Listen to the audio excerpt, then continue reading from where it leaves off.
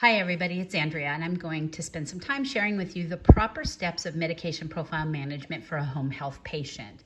This is going to include the initiation of the medication profile, subsequent modifications.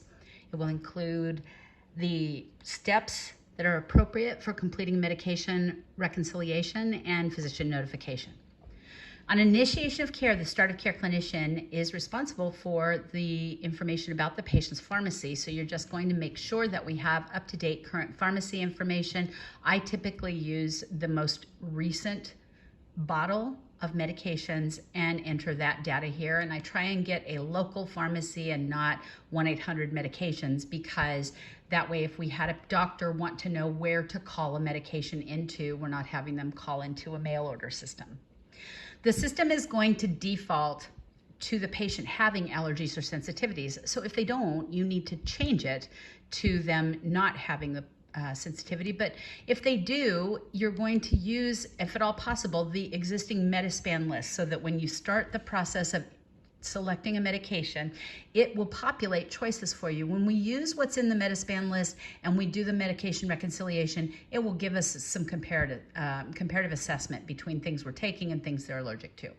So my patient is allergic to Cipro, and their issue is that they have a rash.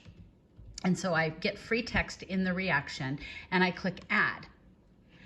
If my patient says that they are allergic to Ativan, and I type in Ativan, and then they tell me that their reaction is that it makes them tired, I feel like that's an expected outcome of that medication. But since they told me, I'm still going to enter it in here, because I don't know what too tired means to them, and it might make them in an unsafe manner extremely tired, suppress their respiratory drive and such. So it might be a bigger picture than just a few yawns and such. But if I also go to type in a medication here and it doesn't populate a drop down, then that means it's not listed in that Metaspan list, and I have to come down here and enter it on my own. And it's allergies and sensitivities. So anything that the patient perceives as an allergy or sensitivity, we're going to enter. Okay, so now we're going to drop down, and we have 4 items here. We have select medication type, order, generate order, and med reconciliation snapshot. And the truth is, guys, you're only going to use 2 of those 4 features. You're going to use select medication type and medication reconciliation and snapshot. Order, date, and generate order are hospice tools. So select medication type gives you 3 choices when you drop down.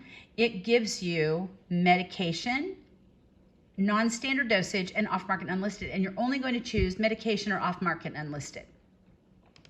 When you select from medication or off-market unlisted, no matter which, it's going to give you another 3 choices: long-standing, change, or new. Long-standing, this is a drug this patient has been taking a long time. We don't have a frame of reference for when they started it, so there's no way that we could possibly know that.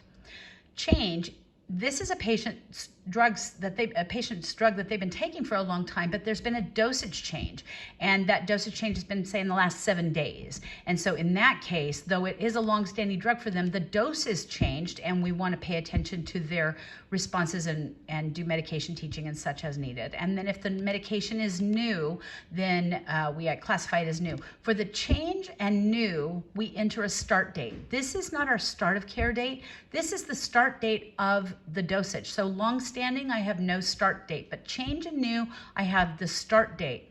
The one question that comes up is for antibiotics, where a patient's been in the hospital receiving antibiotics and now they go home continuing on antibiotics. They were on IV Ancef in the hospital and now they're on Keflex. It's still classified as new because it's new to them in their home management process.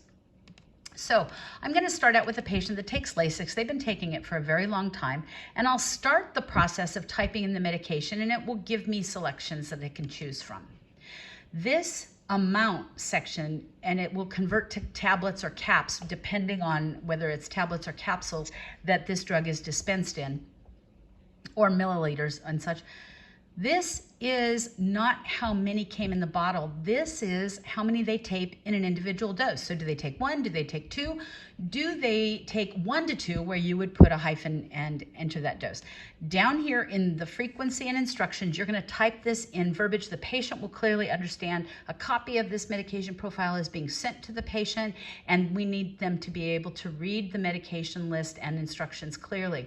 Also know that if the bottle up here had said furosemide, it would be inappropriate for me to type furosemide rather than Lasix. Lasix is shorter and easier, but when this goes to the patient, it needs to match and not have them have confusion about what their drug instructions are. So we need to instruct them.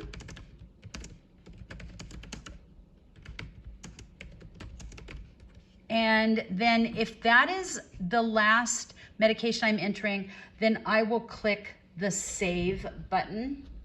But if it's not, then I will, and enter more, I will click Save and Continue. So the next medication I'm going to enter is a medication that the patient's been taking for a long time. There's no start date, but it's one of our high-risk medications. And it's important to know the categories of high-risk medications had some changes to them on January of 2023. Also, it's important to know that these are classified as high-risk medications by our agency and by Centers for Medicare Services. There are a lot of drugs that a patient takes that might create a risk for that particular patient, and it's prudent to give them education on that. But to classify a drug as high risk in these categories, we're going to be using all of our anticoagulant, antiplatelet, and aspirin drugs. We will use opiate narcotics, and that does include tramadol. We will have any oral anti-diabetic agent or insulin. We will use digoxin. If we're going to enter digoxin, we're going to enter that in here. Antiretrovirals, immunosuppressives, and chemotherapy, antibiotics, and antipsychotics. And so some of these are new on the list. This doesn't mean that a patient with mobility impairment that takes Lasix doesn't have a risk for developing a fall if they take that Lasix and develop urinary urgency and they are mobility impaired. But that's not going to be classified as high risk here. That's just in your experience with the patient, you're going to educate them. Okay, so this patient is taking Coumadin. And Coumadin is a drug that they've taken for a very long time, but this we know is one of our high-risk medications. Now, I'm going to make an error here in my data entry on purpose, so bear with me. My patient instructions go here. For my high-risk medications, either at the beginning or at the end, but in all caps, I classify it as high-risk medication. This is going to the patient, remember, and it's going to allow them to pay attention when they're taking that medication to the instructions handout or other instructions that we've given them. So your high-risk classification drugs have to have this high-risk medication amendment added. Now I'm choosing another medication. It's new for my patient, so I have to put the start date. And this is an antibiotic.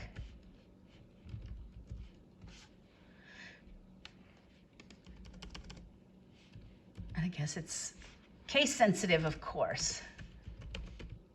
So they're taking Augmentin, and we know it's an antibiotic, which as of January 2023 is going to fall into our high-risk category. But there's some extra information about entering antibiotics that you need to know. So you're going to describe their frequency, their drug administration process.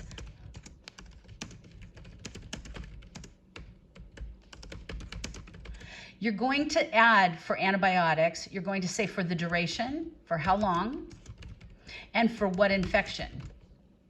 If this is a patient that takes prophylactic antibiotics, and the thing that pops to mind for me is an elderly female taking macrobidantin or macrobid prophylactically to prevent urinary tract infections, then you would list the information here and say for UTI prophylaxis continuously, something along those lines, to give QA the indication that there shouldn't be an expected duration. And then when you complete your duration, you're going to come down here and add a discontinued date, and I'm randomly selecting date. It might be incorrect. but you're going to select that discontinue date. And when you add that med, what it does is it creates a predetermined discontinuation date for that drug. And at midnight 01 on this date, it will drop down into the discontinued med list and keep your med list current. So remember, for antibiotics, you're going to enter not only the drug, you're going to enter the, you're not only going to enter the drug, you're going to enter the reason that they're taking it, and you're going to enter for what duration, and then we're going to classify this as high risk, which you can see by the data entry I made a mistake in. I also made a mistake here, and I'm going to correct some of these mistakes. I'm going to correct this mistake really quickly because I want that to say high risk medication. And I'll explain updates and amending med profiles to you here shortly. Okay, so I'm going to add medication, and my patient is taking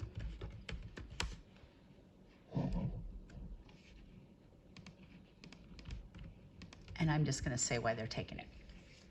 Now, if I go to enter a medication and it does not populate on my list, then I'm going to have to use off-market unlisted. And this is going to be, you'd be surprised how many of our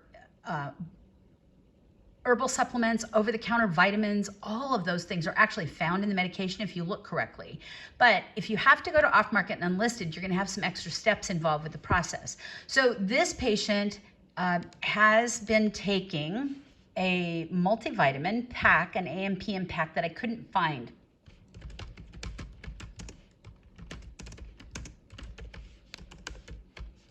Really. And so I have to explain it. Not tablet, sorry. Now, my extra responsibility with anything that I add in off-market and unlisted is I have to clarify what the classification of that drug is.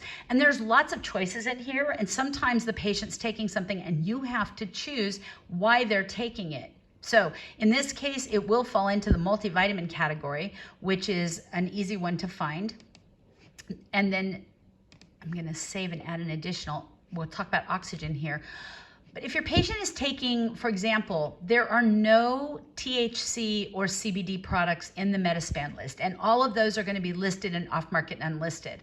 And there are some steps that you'll follow if you do that and enter that if they are eating a product or smoking a product that they purchased. It has a label, so it'll tell you the name of the product, how many milligrams of whatever the component of it is, and so on. And then, so this case, they take Mary Jane caramels, and it has this many milligrams of THC, so I would type that out, and I would say eats 1/4 to 1 caramel every night at bedtime as needed for sleep.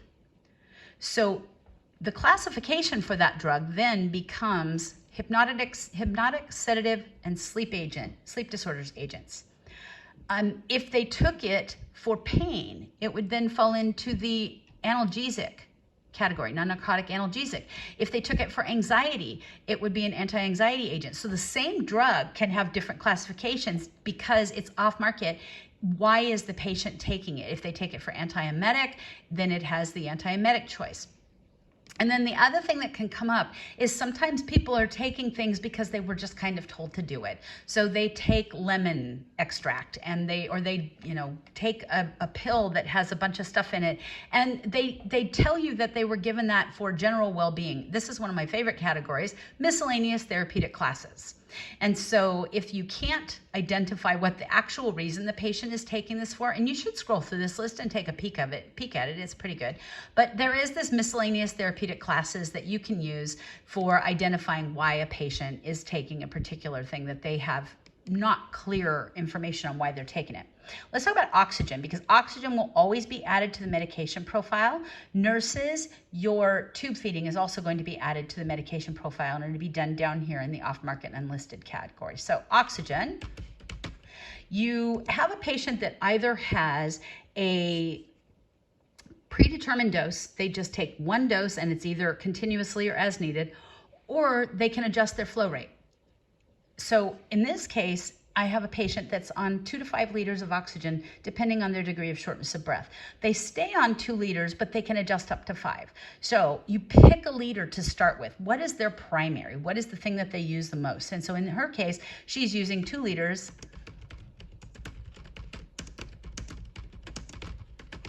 And this is continuously. We don't want to say may titrate because titrate's jargon, so we say may adjust flow rate. Whoops.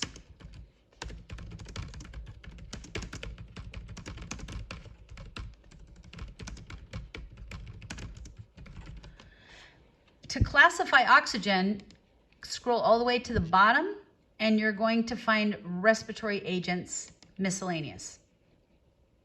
So adding medications via the Medi-Span list when we choose from the medication category will give us an opportunity to select from a predetermined list of meds and then have it compared when we do a medication snapshot to what their allergies are. When we go into the off-market unlisted, that comparison will not be available because it's just free text. So once I have finished entering all of my meds, and I do want to enter a couple of other meds here and show you some process things that could come up for you. So it's a medication, and by you writing it on this list, you're not saying it's okay for them to take it. You're saying this is what this patient is ingesting, and we want to put in all their over-the-counter herbal supplements, whether they're supposed to be taking it or not. If they're taking it, we put it in here. So in this case, I have a patient that is taking, come on, computer. I'm going to say Vicodin because it's not popping up.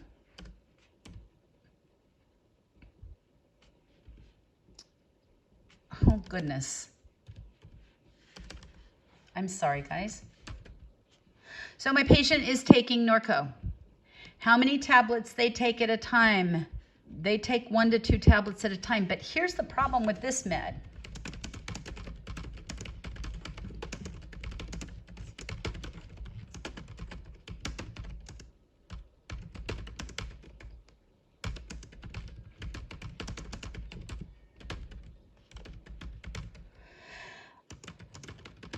Okay, they're not supposed to be taking this, and I am going to instruct them that they should not take it. This could come up, I mean, you could type this if they're taking their husband's pain medication. You would put this if they are, I had a patient who's taking her son's antidepressants and sleep agents. So this is a patient who's buying street narcotics. I contact doctor, I left a message by phone because that's a risky one. If I was just trying to clarify a dose of something else, then we'll use the communication note. But for something really important like this, I'll go ahead and call doctor and leave a message, a voicemail, and just say, hey, your patient is buying street narcotics, just so that you know, and we'll send a follow-up notice over through a communication note. But now, once I have finished saying that this is not this patient's medication, I actually have to enter what they're taking. Whoops.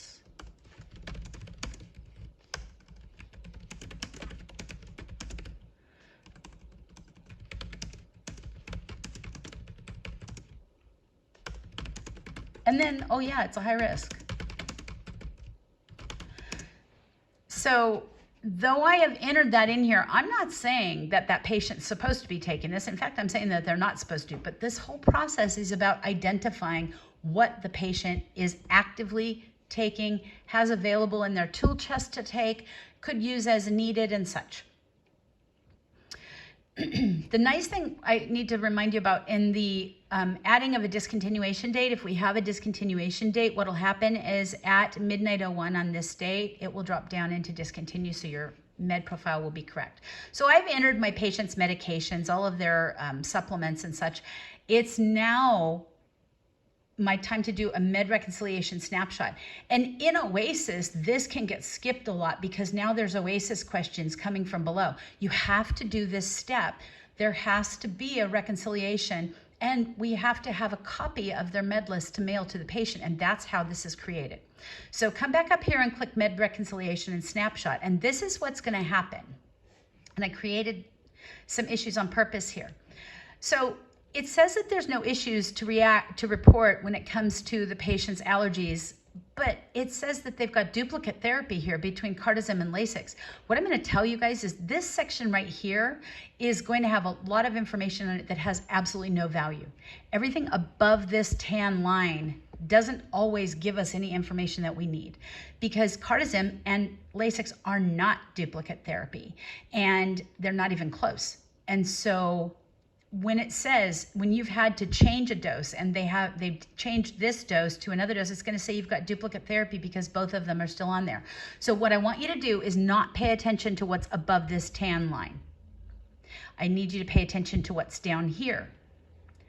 And in the interaction section, you're not going to leave it at all interactions, folks. You're going to change it from all interactions to, is there an intervention required?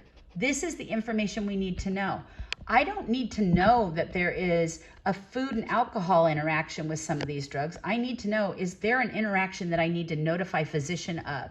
Okay, so when you change this list from all interactions to intervention required, you get none. And 99.999% of the time, this is going to be your outcome, which results in no required notification to physician of drug-to-drug therapies interacting. If you leave it with all interactions, you've got a boatload of stuff that you're going to send doctor that would actually probably just look kind of silly. So change it to intervention required. Now we'll continue to the reconciliation, where it lists our meds and asks us a set of questions. Okay, the first set of questions was, my physician contacted regarding a discrepancy. Well, this Norco thing, that's a discrepancy. Maybe verifying a patient's correct dose of a drug is a discrepancy. So what is the process that I need to follow for this? I have to contact doctor. So yes, I contacted doctor regarding a discrepancy and please explain. And whoops.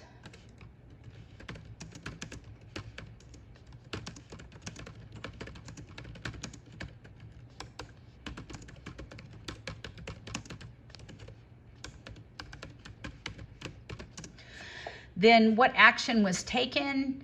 You could actually, up here, you could describe what the discrepancy was, and then down here state that you contacted MD.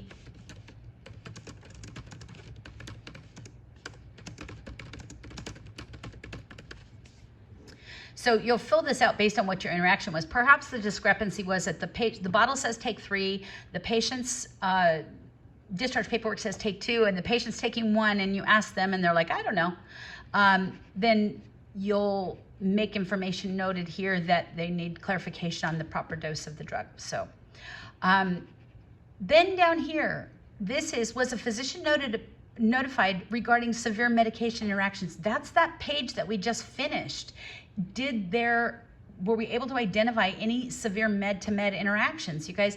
And Centers for Medicare Services in December, not last December, but December before, they changed this requirement to clinician discretion. So it does give you a little bit of assistance when deciding whether or not something was severe. But when that populates nothing, my answer gets to be not applicable. There was no interactions. If something were to pop up, then reach out to your supervisor and ask how to further handle that, because it might have been nothing that you entered, and it might be something that would require a fax versus a phone call. And so then you sign in, submit your document, and that now creates a snapshot that is located. It's a list of the patient's medications, and it's listed in the miscellaneous tab for the staff to review, for the patient to review, when they get it in the mail. Now, when I go in, and I would complete my OASIS document moving forward, but when I go out and visit my patient, and I go out to my patient's home, I have an obligation as a clinician visiting them in the home to ask to see their medications. And I'm not addressing our bottle marking and things like that. When we enter a med in the med profile, we mark the bottle with a black pen. When we enter a med into the med profile and it's high risk. We also add a red dot to the bottle. And then when I go out, I'm going to pick up all my patients' medications and I'm going to look for those dots. And this is what we do with the compliant patient, okay? Somebody who brings everything to us. Now, nursing, we have a prompt box here to ask questions about, was my medication compliance, are they demonstrating medication compliance? For my therapy team, you have a subjective and you have a comment section, an objective and a comments box. You can use those to address medication compliance assessed and have there been any medication changes since my last visit. So when my patient says that they have no changes, but I pick up the bottle and there is a bottle in there that doesn't have a dot on it, then I want to save everything in my visit note. But I want to come up here and click view and go to the medication profile. And I'm going to come here and I'm going to look at that new bottle and compare it. And it says, this bottle that I'm holding that you can't see, it says Lasix, but it's an 80 milligram dose, not a 40 milligram dose. So that's a change. That's a change in this. I could go through the process of discontinuing and then re-entering, but why? Just click on the name of the drug. When you're going to change dosage, click on the name of the drug. And it defaults to this: medication change. Existing med will be discontinued and new medication created with the information. When was the dosage changed? And so you pick the date that the dose changed, and then now you update this. Every once in a while when I'm playing with this, it doesn't do what I ask it to. So they've increased their dose. I clicked update. Now, right now, I have both Lasix doses sitting up here, but at midnight 01, this Lasix falls down to discontinued. So I have got the correct dose in here now, and I would mark that bottle. But while I'm looking at this, I would like to know what kind of an Andrea person would enter the patient taking 1,111 tablets of Coumadin.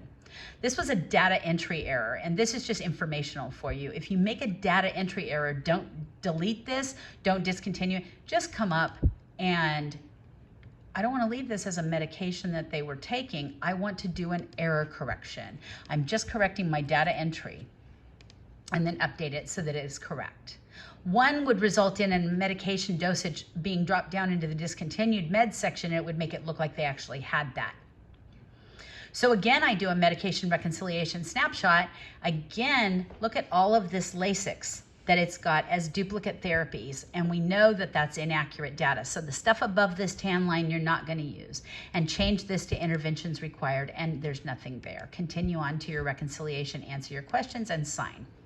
So when you have been in a visit note, excuse me, and you are visualizing, you have a compliant patient and you're visualizing the medications, then you're going to document the following sentence: medication compliance reviewed, period, all medications visualized, including prescription, over-the-counter, and herbal supplements. And then you complete the sentence. In OASIS, you say with med profile created. In subsequent visit notes, you say with no changes or with med profile updated, depending on what you had to do. I will send out instructions on how to make a text replacement to make that a really easy process for you so you don't have to type quite so much. So I would have completed that information in my routine visit. If then I had to contact doctor regarding an issue with their medications, I would work from the patient's record and create a communication, and I would address it to Dr.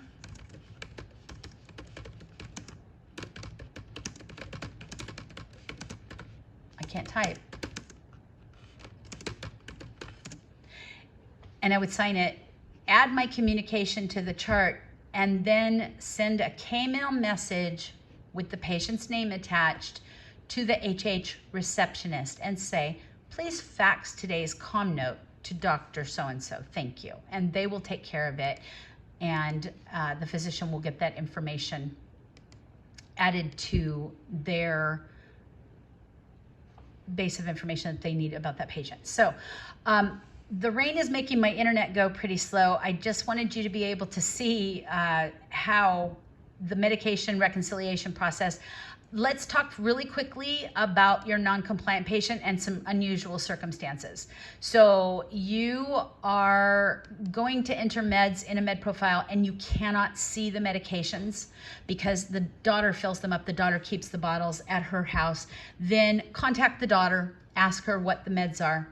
Your verbiage is not going to be all medications visualized, including prescription over the counter. You're going to say unable to visualize meds, secondary to daughter keeps them at her house. And then I usually set up a note-taking system when the daughter comes over. Leave me a note if anything changed, or contact me at this number if anything changed. And so then I can say no changes per daughter. And then I say that my MediSet is open to the proper date and time. And that's how I'm documenting evidence of med compliance. So those are unusual circumstances. But when you go out and you have a patient who said, we ask them, hey, can I see all your medication bottles? And they say, here's my list. And you say, oh gosh, you know, it's really helpful if we can see the medications and verify that what you have, that you're taking is correct and so on. I say, here's my list. I'm not going to argue with them, but I'm also not going to be able to say medications visualized, including prescription over the counter and herbal supplements. I will enter the meds based on their list, and then in my notes section, wherever I would normally enter my all medications visualized, I'm going to say unable to visualize medications, patient refuses, advised to do so for safety, med compliance reviewed.